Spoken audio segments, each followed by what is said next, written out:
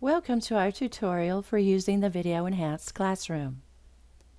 One thing we want to stress is that your laptop should have an HDMI Type A port and a USB Type A port.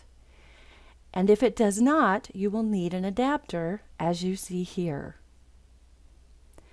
The Extron control wall panel, cables from the wall panel, and a microphone are in each room, and a projector and screen.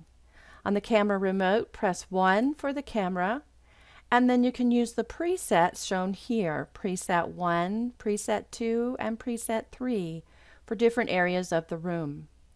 On the Extron control panel, press Display and HDMI 1. Grab the cables for HDMI 1 and attach those in the proper ports to your laptop.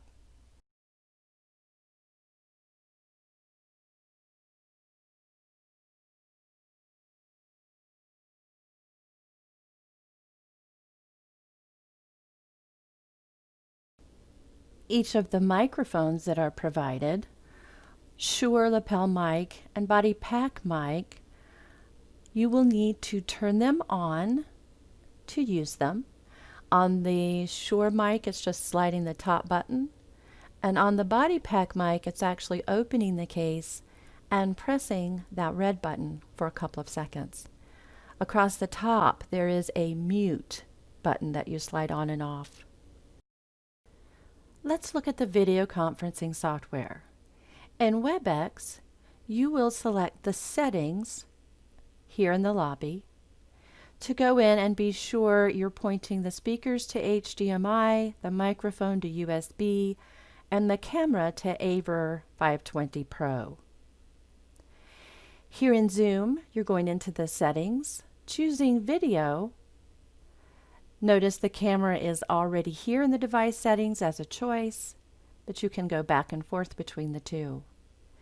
Then you will go to Audio, and in the audio settings, be sure the speakers are set to HDMI and your microphone is set to the USB device. Now let's look at Teams. In Teams, before you actually start the meeting, you'll see that there is a swivel on the camera icon so you can go back and forth between the two cameras.